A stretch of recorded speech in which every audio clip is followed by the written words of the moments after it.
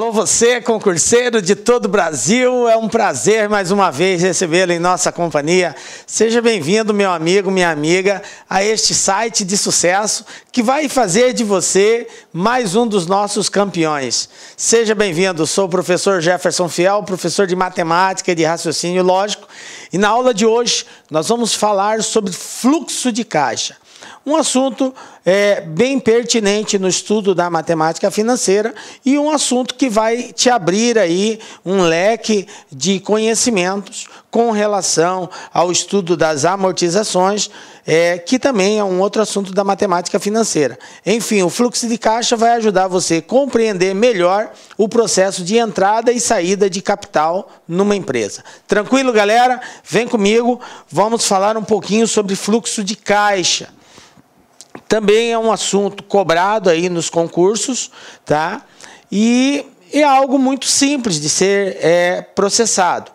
Vamos primeiramente ver o que a gente vai ver na aula de hoje. Nós vamos entender aí o que é um diagrama de fluxo de caixa, nós vamos dar um foco para isso, como que se organiza esse diagrama, controle de entrada e de saídas de capital, o fluxo de caixa na ótica do credor e do vendedor, né? Do credor e do devedor, ok?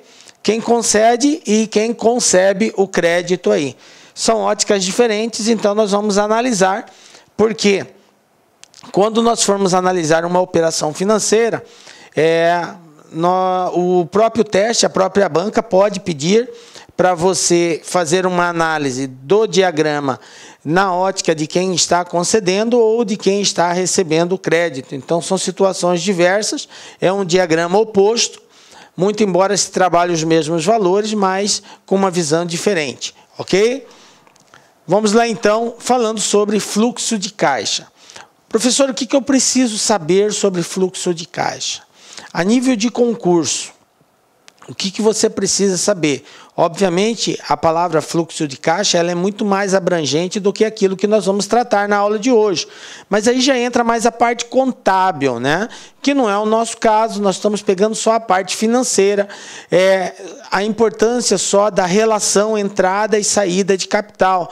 Nós vamos entrar na situação de ativo, passivo, composição do fluxo de caixa, porque isso aí é algo pertinente mais à parte contábil, ok? Na parte da matemática financeira, o que nós precisamos saber? Que fluxo de caixa, ele é entendido como um controle de quê? De entrada e saída de capital de uma certa empresa, por um determinado período de tempo. Então, é um dispositivo que as empresas têm de controle de entrada e saída de capital.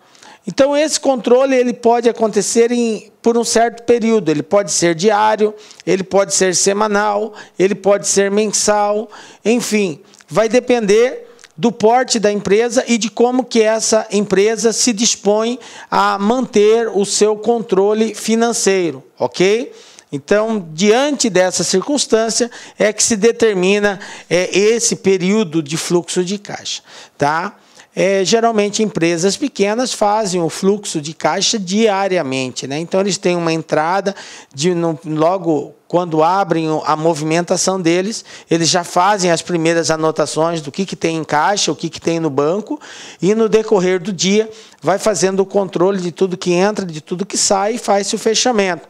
Então, são empresas que têm uma grande movimentação, então tem que ter um fluxo de caixa diário. Aquelas empresas menores que já não têm tanta movimentação financeira fazem um fluxo semanal e algumas até mensal, ok?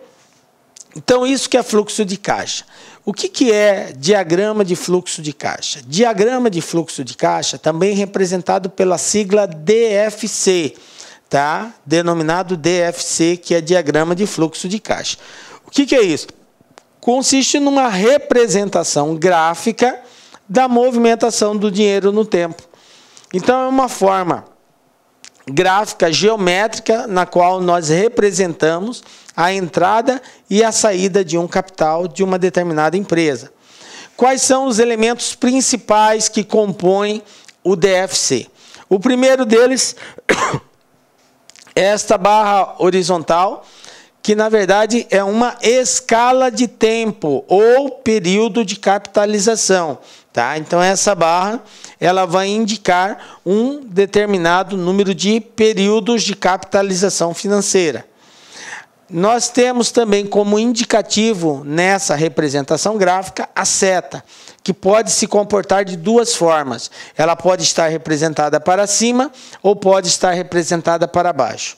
Quando representada para cima, ela indica a entrada de capital, ou seja, a empresa está recebendo dinheiro, ok?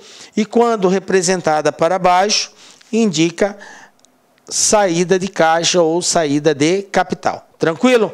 Então, a representação gráfica do diagrama, que representa um fluxo de caixa, é feito com uma barra horizontal e com setas, indicando para cima quando entra capital e para baixo quando sai o capital. Ok? Um exemplo dessa representação. Olha só. Isso aqui é um esquema onde nós temos aqui um aporte na data zero, ok? No período zero, que seria o tempo hoje, tá? O valor presente é o valor do capital presente no caixa dessa empresa. E aí ele passa por um período de capitalização. E aí aqui tem uma saída.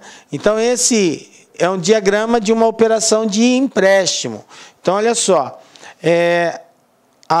Houve-se aí um empréstimo financeiro, então houve uma entrada de capital. Então está aqui, a seta para cima indica que houve uma entrada de capital. Esse capital ele vai ter que ser devolvido depois de um período. Então essa pessoa ou essa empresa tem um período que é chamado de período de capitalização.